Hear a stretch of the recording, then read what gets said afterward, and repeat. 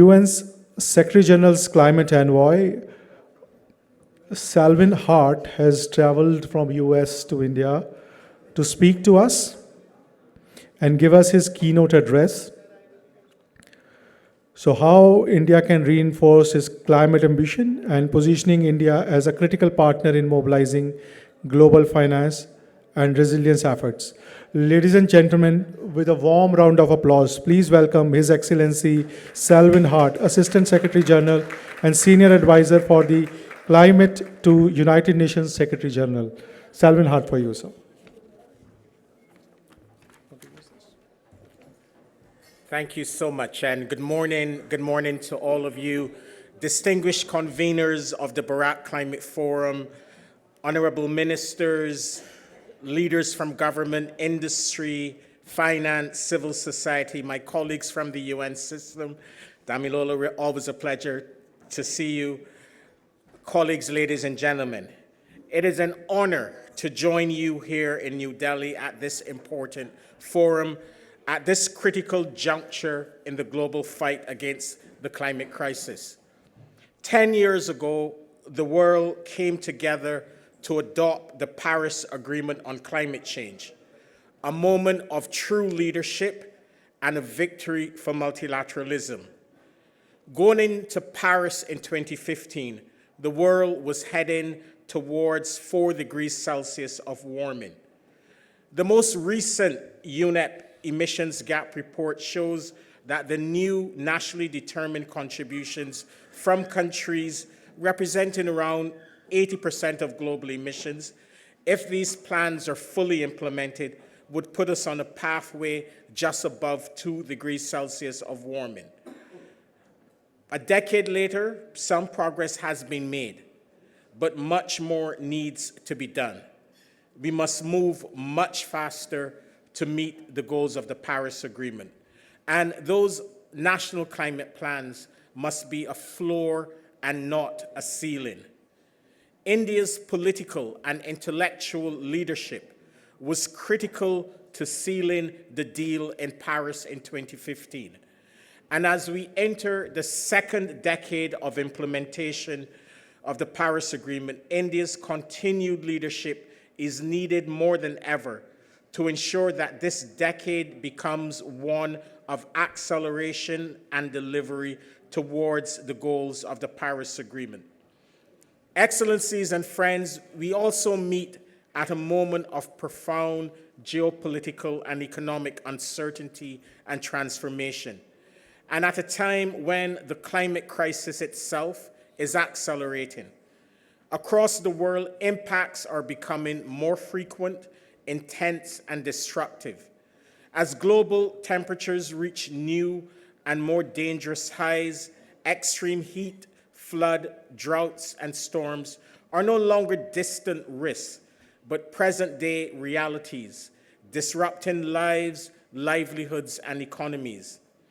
And it is developing countries and vulnerable communities that are paying the highest price despite contributing the least to the problem. The climate crisis is a here and now development challenge. At the same time, across every region, countries are navigating slower growth, rising debt, supply chain disruptions, and heightened concerns about affordability and energy security. These pressures are reshaping national priorities everywhere, and they're also reshaping the global energy transition. But one reality is increasingly clear. The world is changing its energy system, not out of idealism, but out of necessity and opportunity. The energy transition is no longer being driven by climate considerations alone, but today, costs, affordability, access, competitiveness, resilience, and energy security have become the dominant forces driving change. And that change is now inevitable and unstoppable. Last year, global investment in clean energy was almost twice the level of investment in fossil fuels. Solar power has become the cheapest source of new electricity generation across most of the world. Almost all new power capacity came from renewables. Renewables overtook coal as the world's largest source of electricity. Renewables and electrified technologies are now more efficient and faster to deploy. And energy efficiency remains the fastest and least cost way to reduce demand. These are not projections. These are market realities. And at the same time, the world's continued dependence on fossil fuels represents one of the greatest threats to global stability and prosperity.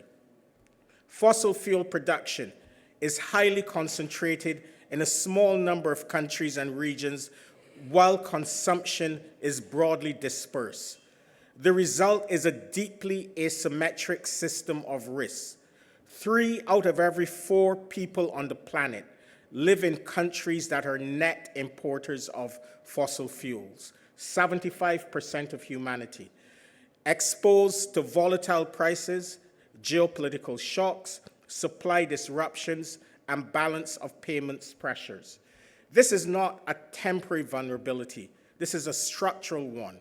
Repeated oil and gas spikes over the past decades have wiped out years of development gains in many developing countries, driving inflation, worsening debt, eroding fiscal space, increasing social and economic instability, and undermining long-term development. For India, these dynamics are especially stark, but they also point clearly towards opportunity and necessity. In 2024 to 2025 fiscal year, India, the world's 3rd largest crude oil importer, spent over $242 billion on importing crude oil and liquefied natural gas. This is real money, real capital flowing out of the domestic economy each year.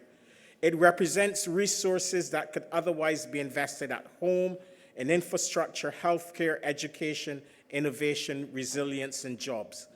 Reducing fossil fuel dependency is therefore not a climate imperative. It's not only a climate imperative, it is a macroeconomic, fiscal, and strategic one. Countries that lead this transition will shape the industries, supply chains, and growth models of the future. Those that lag will remain exposed to volatility, pollution, and declining competitiveness. Excellencies and friends, India is uniquely positioned to lead. Over the past decade, India has rapidly scaled up renewable energy deployment, driven down costs, and expanded its manufacturing capacity. India is now among the world's fastest growing clean energy markets, with solar and wind expanding at record levels. In 2010 to 2011, India installed solar capacity stood at just around 32 megawatts. By January 2026, installed solar capacity surged to around 130 gigawatts. This is more than a 3,000-fold increase in a decade and a half. In 2025 alone, India installed over 44 gigawatts of new renewable energy capacity, almost double what was installed in 2024.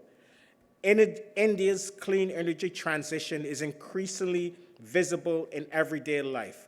Programs on rooftop solar, including large-scale efforts to solarize homes, public buildings, and small enterprises, are lowering household energy bills, improving energy access, reducing distribution losses, and creating local employment. Distributed solar is not only a climate solution, it is an affordability, resilience, and equity solution. And India's leadership has not stopped at its own borders. Through initiatives such as the International Solar Alliance, India has reshaped global cooperation on clean energy, mobilizing countries across the global south to accelerate solar deployment, reduce costs, and share best practice, and build institutional capacity. And India's leadership on implementation also extends beyond energy systems to resilient infrastructure, through the Coalition for Disaster Resilient Infrastructure launched in New York at the Secretary General's Climate Summit in 2019. Through this initiative, India is helping developing countries to integrate resilience into investment decisions. And together with Sweden, India also launched, back in 2019, the Leadership Group for Industry Transition, a global initiative designed to accelerate the decarbonization of energy-intensive industries and align industrial growth with the goal of global net zero by 2050. This leadership matters profoundly. Early movers in industrial decarbonization will shape standards and secure competitiveness. Those that delay risk locking in obsolete infrastructure and losing industrial relevance.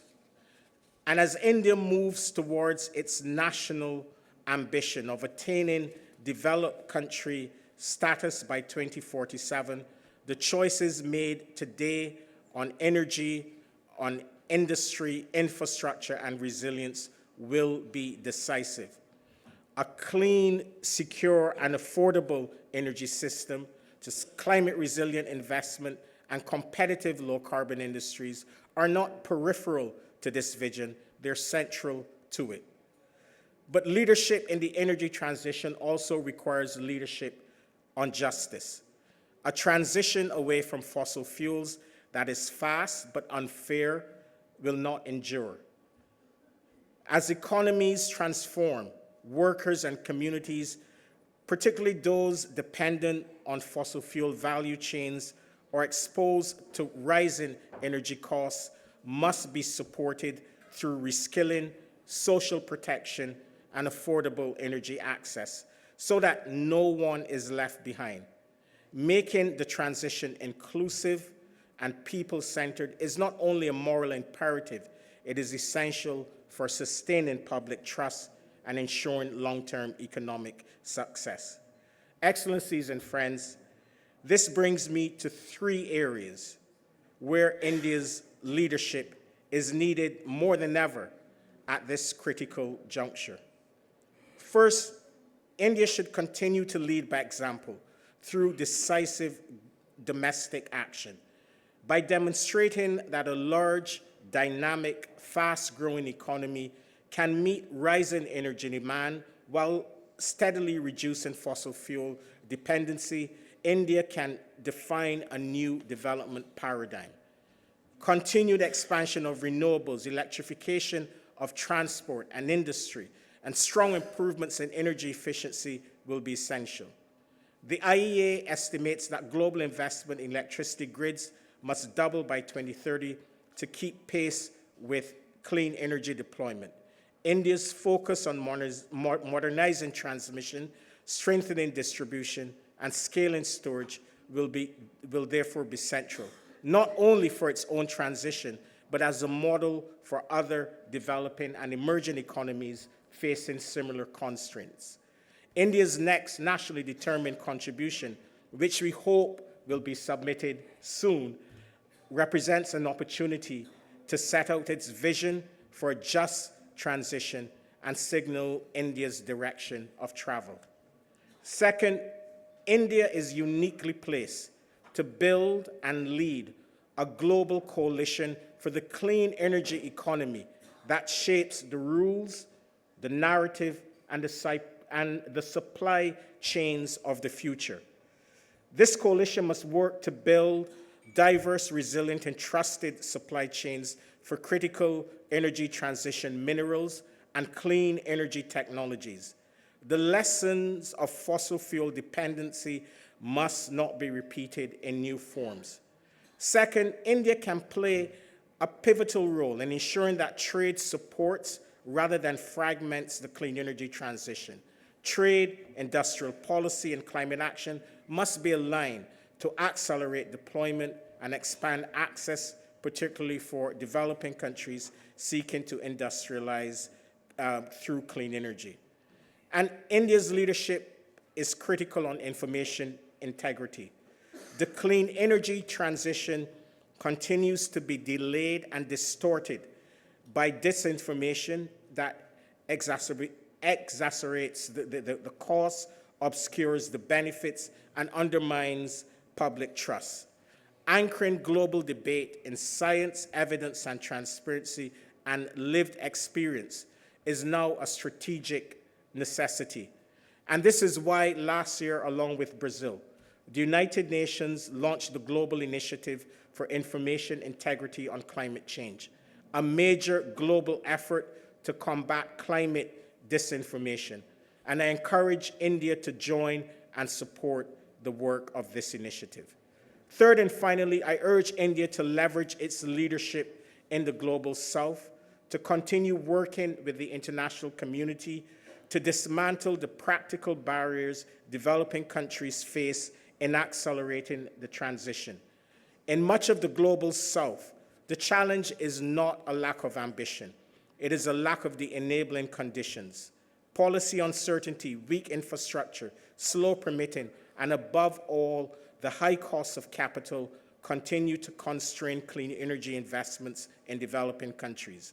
These obstacles are made even more acute when set against the backdrop of woefully limited climate finance from developed countries. The IEA has shown that financing costs for clean energy projects in emerging and developing countries can be 2 to 3 times higher than in advanced economies, even with identical technologies. This single factor can determine whether projects move or stall. Addressing this requires coordinated action, clear policy frameworks, faster project pipelines, effective de-risking instruments, stronger domestic financial markets, and above all, reform of the international financial institutions. India's voice and influence will be essential in shaping this agenda and ensuring that global finance evolves to support rather than hinder the clean energy transition in developing countries. Colleagues, excellencies, and friends, the energy transition is no longer a distant objective. It is here and now. The choice before us is not between climate ambition and development. It is between leadership and dependence. It is between resilience and vulnerability. It is about shaping the future or being shaped by it. India has shown time and again that it understands moments of historic transitions and that it has the confidence to turn challenge into opportunity. From energy security to industrial transformation, from global cooperation to long-term development, India's choices, given its scale, its sheer size, and political weight globally, will help define not only its own future, but the future of the global economy. If the 21st century is to be defined by a cleaner, fairer, and more resilient development model, India will be one of its principal architects. The United Nations stands ready to support India's leadership. Despite the geopolitical headwinds and divisions and uncertainties, we are extremely optimistic about the future. The economics, they're on our side. People are on our side. Technology, they are on our side. So let us all move forward with clarity and confidence. This transition is irreversible, unstoppable, and inevitable. So the question before us is who will lead, whether it will be just and fair, and whether we will act fast enough to prevent the worst impacts of the climate crisis. I thank you so much.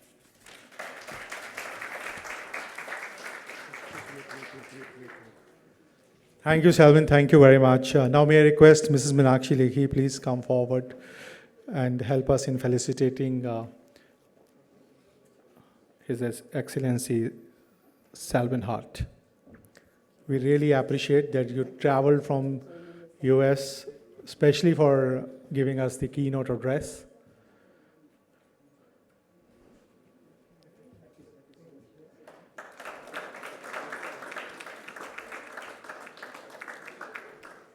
And our special reportage, which is launched today for you, Selwin.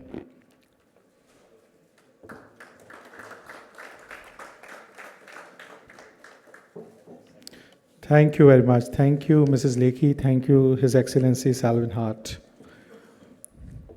Ladies and gentlemen, let's move to the next session, Blueprint 2035, Greening India's Growth Engine. The context-setting session highlights India's achievements and ambition for a clean, resilient, and green growth trajectory despite global geopolitical uncertainties. This session will feature a moderated conversation with senior policymakers, financiers from India and across the world. So may I request Mr. Bhupendra Bhalla, former Secretary MNRE, Government of India, Johannes Zutt, he's Vice President, South Asia World Bank Group, Amitabh Kant, Senior Advisor, Fairfax Financial and former G20 Sherpa, Government of India. He was earlier CEO of Niti Aayog and India's star bureaucrat. And Dr. Sanjay Jaiswal, Member of Parliament and Chief Whip of Bharatiya Janata Party and Trustee Climate Parliament. And to moderate this session, may I request Hem Kaur Saroya. She is an anchor from CNN News 18.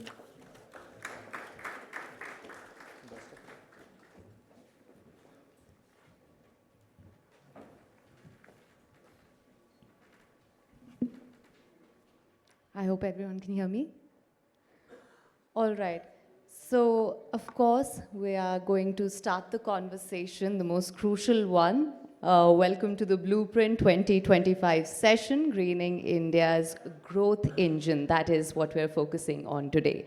Now, this conversation is more than about just climate targets. It's about India's strategy to sustain high growth development while transitioning to a cleaner, more resilient economy under global uncertainty that we're witnessing today. Today, as you of course have seen, we have an exceptional panel to help unpack what that blueprint is going to look like in implementation in practice.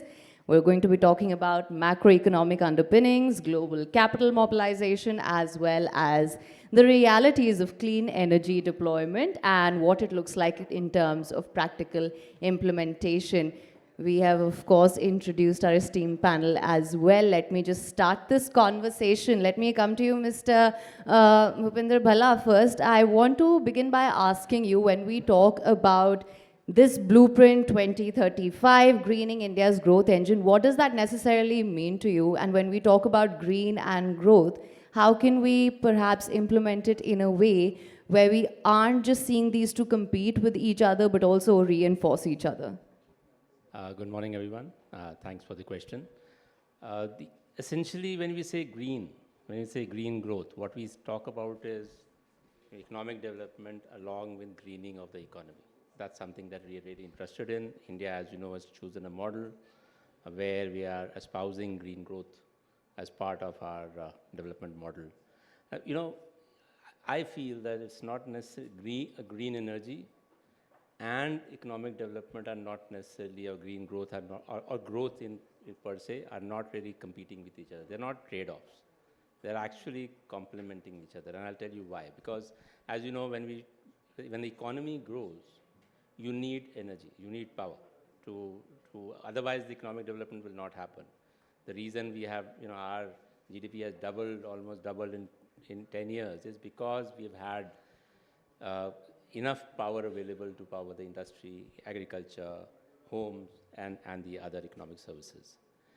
It's also important to note that, when we talk about greening, when we have chosen a model where capacity building is encouraged.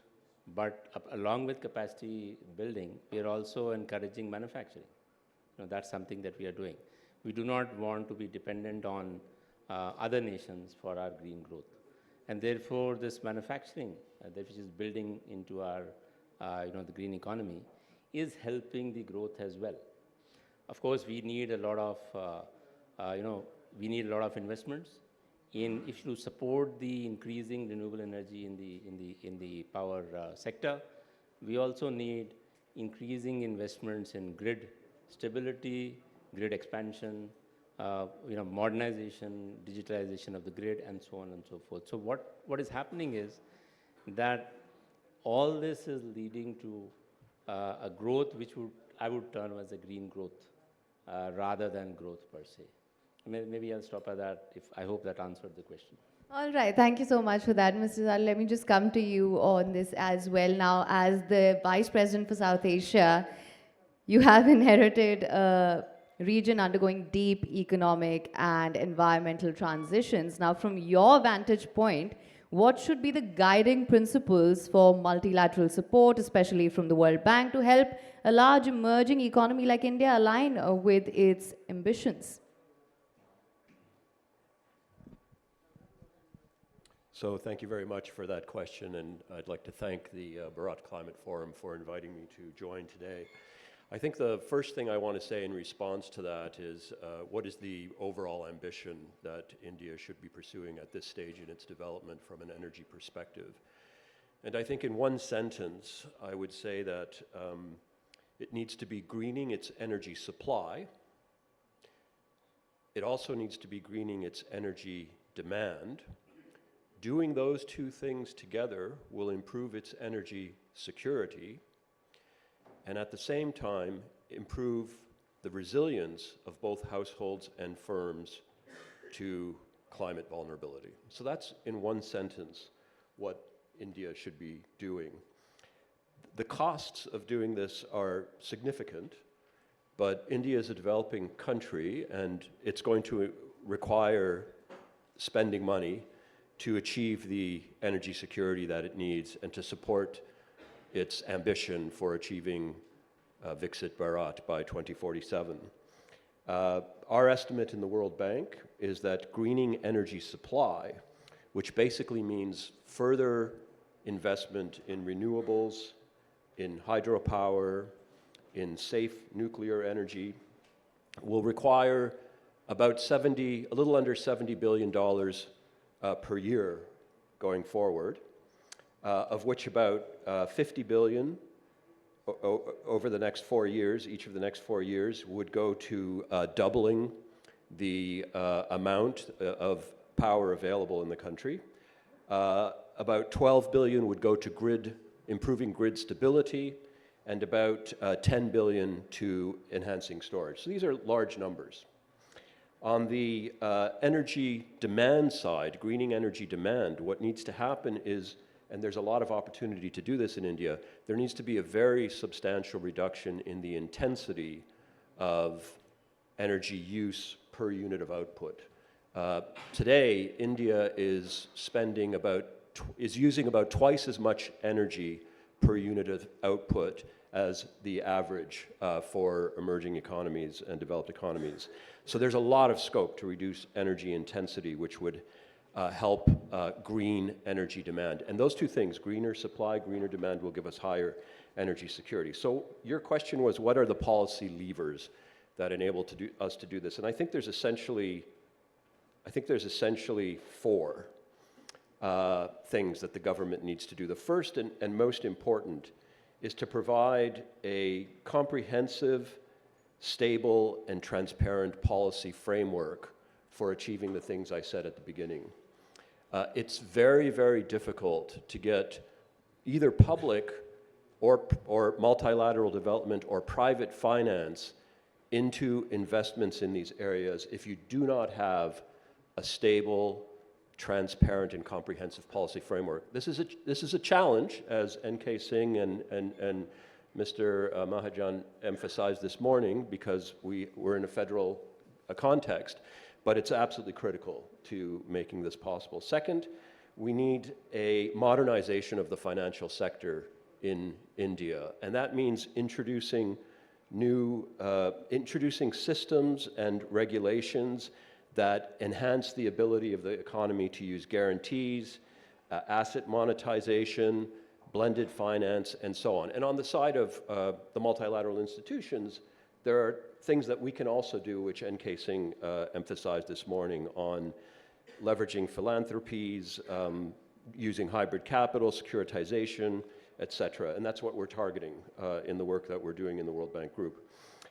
Third would be the government can help set priorities by targeting interventions in the energy sector that promote those things that I started out by saying: greener energy supply, energy demand, ways of enhancing firm and household resilience to vulnerability. So targeting investments, prioritizing investments, signaling to the market the direction in which it wants to travel is also critical. So that's the third one. And then I think the fourth thing, just building on what my neighbor here said earlier about the confluence of development and green energy, keeping a strong focus on essentially a triple bottom line, which is you can make investments in development, which are at the same time investments in energy sustainability, affordability, reliability, and also household and firm resilience. So ensuring that you're looking at all investments from that perspective would also be very, very important. All right, I hope we were all taking notes there. Now, Mr. Amitabh Kant, let me just come to you and let's just build on this further. You understand best that the Indian industry faces multiple simultaneous pressures from climate impacts. We're talking about carbon standards, global supply chain. We've talked about this. Now, what transition risks are most underestimated today, in your view?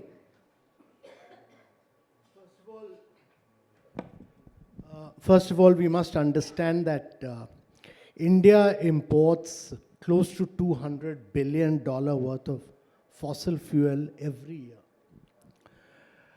50% of India is still to be built. If we are to become a $30 trillion economy by 2047, that means we need to grow at about 8.5% to 9% year after year for 3 decades.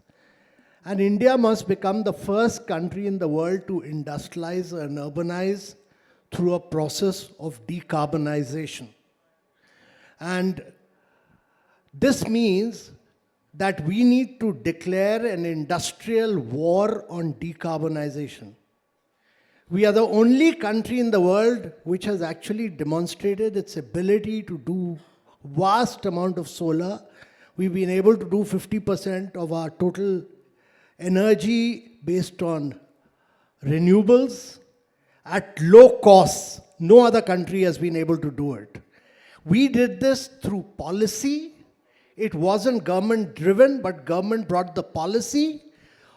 Private sector did it, and private sector could attract private equity, venture funds, etc. They brought in the technology. So policy is critical. Your ability to attract private finance from across the world through private sector is important. And they bring in then the technology. So policy, technology, finance, all these 3 things are critical. What we are seeing today because of geopolitics in one part of the world is a war and annexation for fossil fuel. What India must demonstrate is our war on decarbonization. And in the next 5 years, India must demonstrate its great ability to become a champion in solar, wind, battery, or entire supply chains. Not one component, but entire supply chains. Because you need to, from being an importer of fossil fuel, India needs to become an exporter of clean energy. And only India can do it because no other country is climatically blessed as India is. No other country has the climatic condition which India has. Today we produce green hydrogen at $4.50 per kilogram. The Prime Minister's objective is that by 2030 we should be producing green hydrogen at $1 per kilogram, and that means that we will become the cheapest producer of green hydrogen, the cheapest exporter of green hydrogen, the biggest, largest manufacturer of electrolyzers in the world. Now, all this from moving from an importer of fossil fuel to an exporter of clean energy by 2030 means that you need clear vision and strategy, you need industrial policy at scale, you need absolutely cutting edge supply chain execution, and to my mind, ruthless implementation for the next 8 years, and that is what India must demonstrate across solar, across wind, across battery, and critical mineral processing. Because you may have critical mineral, but processing is the key. And processing then becomes an input into all these items for manufacturing. And India must demonstrate that its process of industrialization and urbanization and its quest for being a Viksit Bharat by 2047 will not be through a process of fossil fuel, but will be through a process of decarbonization and clean energy. All right, so you raised a lot of pertinent issues there also. Now, Dr. Jaiswal, let me just come to you if you would like to expand on what Mr. Khan just said. And also, over the last decade, India has made visible progress also on climate action, continuing to grow its economy. We've seen that. That's been demonstrated in this answer, previous answer as well. As a senior parliamentarian and someone who has worked in clean energy segment, what do you see as the key success factors behind this momentum, and which policy choices would you say have most effectively aligned climate action with this? Good morning, everyone. In my opinion, it's the leadership. Since last 15 years, we have changed a lot, and especially in renewables and energy efficiency. These two have driven what we have achieved in the last 10 years. We started as simply putting our solar parks and wind parks here. But soon we have made a transformation. We did a proper commitment. When we introduced it was quite costly, but still we are putting the same commitments which we have earlier promised. And that has transformed. And second thing is energy efficiency. It started with Himachal Pradesh. Himachal Pradesh was the first state under Mr. Dhumal that they distributed free LED bulbs to each and every citizen. And within 1 year, they were able to save 56 crore rupees. After 2014, the transformation occurred in whole India. We distributed 36 crores LEDs under Ujala scheme, and that saved 9,000 megawatts of electricity. Especially, it worked a lot at the peak hours when it was needed. Slowly, we put renewables at each and every level. This has transformed in the last 10 years because of the policies which have been made. We were encouraging it. We have got a prime minister who started introducing renewables to Gujarat as a chief minister. And when he became our prime minister, in Paris, everyone was skeptical that what India is going to do and what will be its commitment. But when we announced that we will be putting 175 gigawatts by 2030, that time I was there in Paris, everyone was shocked how you can do that. We achieved this milestone by 2022. We have committed 500 gigawatts in 2030. And this is only because of the commitment of the leadership. And the government is determined that we have to achieve our energy efficiency, as well as in last 10 years, we have put whatever the problems we are facing, slowly we have took it as a challenge, we solved it, and ultimately, till now, we have achieved, which nobody has thought that India could do it at the time of Paris. And now, last year, we were the second biggest producers of renewables, and that proves if the policies are proper, if the leadership is committed for climate change, climate protection, then things will happen, and we have shown the way that how a developing economy can transform itself from fossil fuel. We are still dependent on fossil fuel, but we are changing it very fast, and last 10 years has been transformative on renewables and energy efficiencies. Now what Mr. Amitabh Kant was saying, this is our next stage, and we are going to achieve it in next 8 years or 5 years. Definitely, yes, what Mr. Kant has said. Thank you. Thank you so much, sir. Now, Mr. Bala, let me just come to you also. When we talk about the promise of India, of course, there are a lot of challenges that lie ahead also, and let's just address them one by one. If we were to talk about green hydrogen, solar storage, renewables, all of that, of course, requires not just generation, but a robust manufacturing and supply chain ecosystem as well, something that Mr. Azhar also touched on earlier. So what's your take on the key policy levers there, which he has, if you want to build on what he said earlier? Just to add to what the my fellow speakers said, one is going into the nitty-gritty. One is that we have a system of encouraging domestic manufacturing, as I mentioned. So we have a policy called ALMM, Authorized List of Modules and Manufacturers, under which we mandate that modules made in India must be the ones which can be used in India. This. And we have a similar policy for wind turbines as well. Now, this has been very, very important to the increase in the manufacturing size in the country. This policy must be followed consistently and continued, because this has really helped in our increasing our manufacturing base. It needs to be expanded. DVA, the domestic value addition component, must be included so that it becomes a little more robust. It now, as you know, it is now being expanded to the upstream components as well, and that is very important. If you don't want to be only the last stage manufacturer, but the entire value stream, then you must have manufacturing across the entire chain, and this is something which must continue.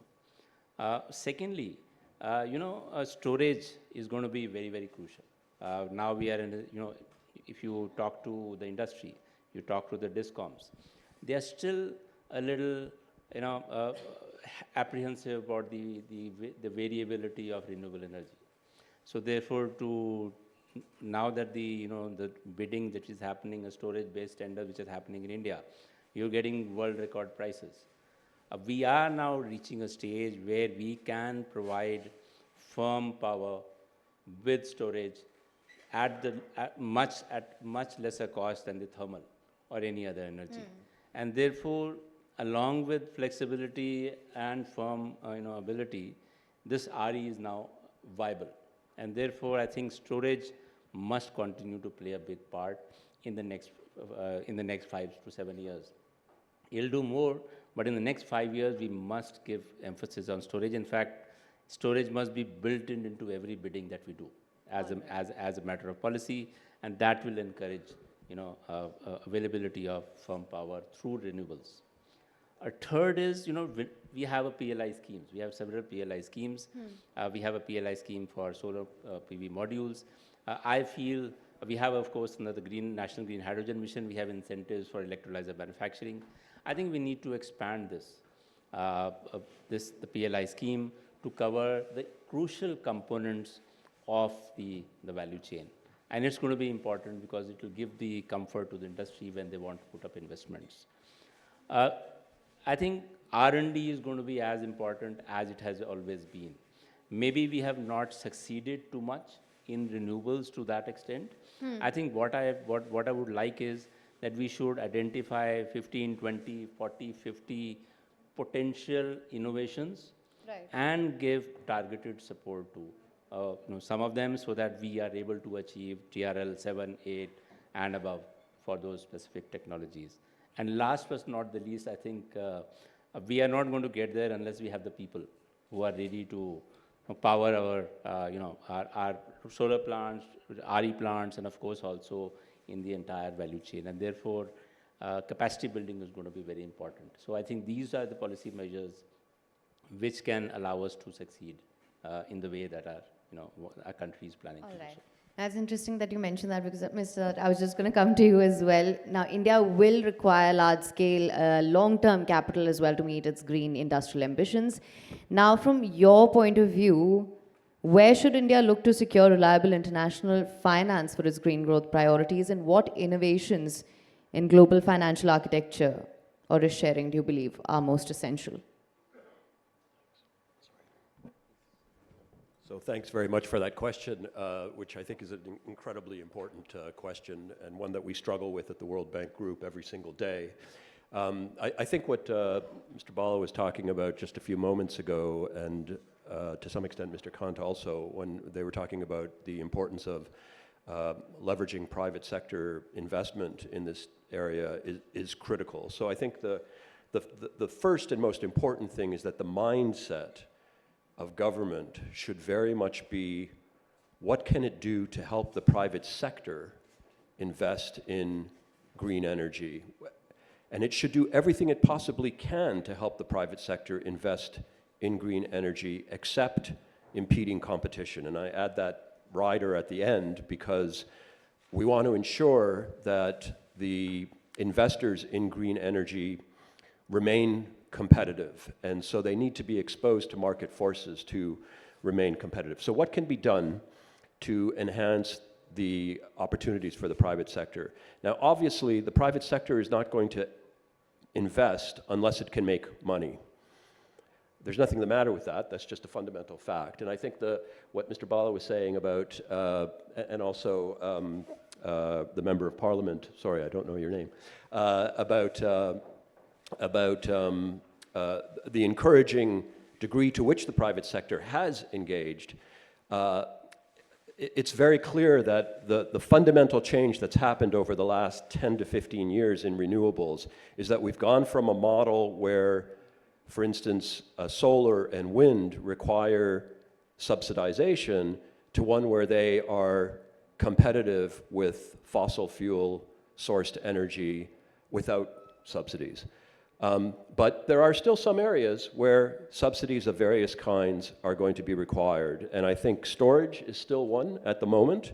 I think green hydrogen is another. So there are vanguard elements of the green energy transition which do still require subsidies as technologies are strengthened, improved, and costs driven further down by achieving higher scale. So I think what needs to happen is government financial intervention, multilateral development bank intervention needs to focus on those areas and not the areas where subsidization is not required. Now then it becomes a question of where is that money going to come from. On the World Bank side, as N.K. Singh was stressing this morning, having chaired the review of the MDB structure a few years ago, and also challenging all of the MDBs a few years ago to expand their financial capacity. What we are doing in the World Bank is very much following that blueprint. So we're not just doing straight loans out of IBRD or IDA any longer. We're emphasizing the private sector side of our business, which are IFC, the International Finance Corporation, and also the Multilateral Investment Guarantee Agency, MIGA, to make sure that we are using World Bank capital to crowd in as much private finance as we possibly can. And we're also working more closely with philanthropies. We are introducing hybrid capital into our own capital structure. We are putting a much greater emphasis on equity investments through IFC than we have done in the past. It's not just debt anymore. We are focusing on securitization of investments that we have made so that we can distribute those investments to the private sector, to, if you like, passive investors in developing country energy investments. You know, we're basically building our balance sheet so that we can support a lot more. At the same time, governments need to be doing essentially the same thing. They need to be prioritizing specific elements in the investment, in the supply chain where public investment is necessary, blended finance is necessary to enable the private sector to come in. So they need to work on laying off risks as much as possible and providing viability gap funding, if you like, to enable these private sector investments to move forward. So let me stop there. All right.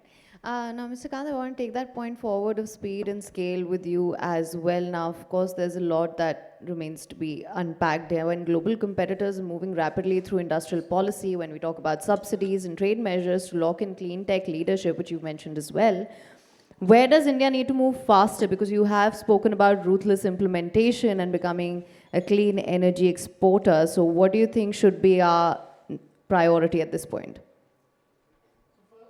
First and foremost, India has time and again demonstrated that it can use its size and scale to bring down prices very sharply. India has procured 500 million LED bulbs, brought down the price of LED bulbs to about 18% of their original price. 18% of their original price. When we did the first tender for electric buses, 6,700 electric buses, the price was about, electric buses prices came down to about almost 10% lower than fossil fuel buses. The Prime Minister said next tender should be for 10,000 buses, third tender will be for 30,000 buses, fourth tender for 100,000 buses. Now, if you do a tender for 30,000 and 100,000 buses, not only that means you are pooling the demand of all the states and union territories of India and bringing down and doing a tender for 100,000 buses because you're meeting the demand for all of them. What are you doing? You are actually driving down prices. You're making India the center for Make in India of electric buses then. When other countries do it, and there are several analysts who've said that when you move from fossil fuel to clean energy, you pay a premium of 30%. India has demonstrated that India can do it with its size and scale, not at a premium but at a discount. So India must use its size and scale to drive down prices in a range of areas. We've done the new tender for green ammonia, SECI did that. The green ammonia prices are the most competitive prices in the world today. And therefore my belief is that India needs battery storage, both for electric mobility and for energy storage. Today, you can buy renewable power at 1 rupee in the morning, but 10 rupees in the night. You need 24/7 renewable power. Those who have storage, pump storage, are today generating a lot of wealth because they have storage. Now, battery storage is critical for India. If India does large-scale tenders for battery storage, large-scale tenders, and that's why I'm saying that ambition for large-scale tenders, only India can do it. No other country in the world can do it. Only India has the climatic condition to drive renewables and battery storage and green hydrogen. And these are three areas where India can be the next global champion, move from being an importer to exporter of clean energy. And India should do it not at a premium, but India can do it at a discount. And my belief is that India's private sector is top class, India's success in renewable energy is because of being government policy, but private sector execution. And that's why this policy, private sector play, technology, big scale tendering is very critical to growth. And policy is critical because India, and policy, I'm giving you just one example, that we have to move from, given the quality of air, we have to move from fossil fuel to electric vehicles quickly. By 2030, the entire NCR must be electric vehicles to my mind, because that's the only form of vehicles which is zero emission. Nothing else is zero emission. Now, policy clarity must come in. All government vehicles must go electric. If all government vehicles go electric, then the prices will automatically fall. Money will automatically flow to private sector. There's no shortage of money in the world, let me tell you. There's no shortage of money. There is a shortage of well-structured bids. There's a shortage of well-structured projects. India has the entrepreneurship. India has the size and scale to drive change. And that is what we must do to become the global champion of decarbonization. All right, thank you so much for spelling that out for us. Dr. Jaiswal, let me just come to you on that. Also, looking ahead, and Mr. Kant has obviously demonstrated where we can be, what we can be prioritizing at this point. Looking ahead, which climate-linked growth areas do you see as the biggest opportunities for India, not only to accelerate economic growth, but also to strengthen economic resilience? We have to concentrate on three things. First, manufacturing our all renewable plants. And the whole ecosystem has to be make in India. We are giving PLIs, but I still believe that now PLI should be attached with at least 50 to 70% local manufacturers. Involvement should be there in the industry, then only PLI will be more fruitful to us. So we have set a target of 500 gigawatts by 2030, so we have to move in this direction. The second, and that can generate a lot of employment also, where the expectation is that 5 million employments can be generated through this. Another 3 million can be generated through electric vehicles. We have got our commitment that 30% EV by 2030. So we have to move in, and that will bring down the prices of batteries also. In last 1 year, we are seeing how the prices of storage has declined. So if we move in that direction, it will help us to achieve our goal. And third is energy efficiency. We cannot take it lightly. We have to think about in villages now with net zero cold storage policy has been transformative. Like pump storage policy, we were the first one who made a pump storage policy in the world.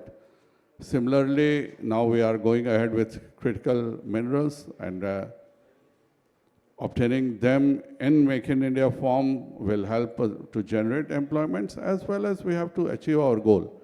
And to achieve all these things, we need a proper policy. And for proper policy, we need a bipartisan in parliament, there should be a unison. If we involve our opposition also together, like what we are doing in climate parliament, that we involve all the parties. In 2009, I remember we all members of climate parliament went to meet Mr. Manmohan Singh, and we requested him, and we helped them in JNURM. We all met Prime Minister Modi ji also for G20 that about Osowog, and we are meeting regularly for energy efficiency. As a group, we went to our Honorable Finance Minister. We told her that we are only talking about efficient and we are giving a star ranking unless and until we encourage manufacturing of chillers energy efficient by giving them at least some incentives in GST, in some other forms, unless and until we go for energy efficient air conditioners, energy efficient other manufacturing, then we cannot achieve our goal. So I think renewable energies, manufacturing, EV manufacturing, and energy efficiency, these three will achieve what we want to do. Thank you. All right, and of course now, by way of our conversations, it's clear that the choices India makes in this decade will determine not just whether we meet our climate targets, but whether India emerges as a credible green growth leader for the global south. As we wrap up, I just want to quickly, in one sentence, ask each of you if you could give us a clear takeaway, one action or perhaps a priority between now and 2035. Let me start with you, sir.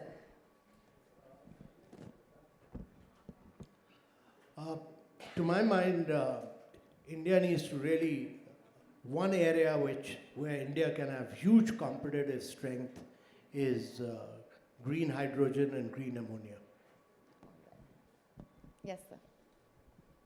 Looking forward, India has a tremendous opportunity to create a green economy that produces green jobs, which will enable it ultimately to export clean technology as well as products and services that are green, and that will fetch a very high price on global markets. So this is a real opportunity for India. I think we cannot waver from the path of green growth we have chosen. It has been successful till now, and it can be successful in the future, provided we have clarity and consistency of policy and a system which supports us. I think net zero clean tech industrial parks. And we have to support them financially, we have to support in the land. And once we achieve net zero industrial parks for renewables, then only we will be achieving rest of the things. All right, I would like to thank all of you for the most enriching discussion and dialogue, and thank you so much for really setting the context and the tone for the day. Thank you so much for your time.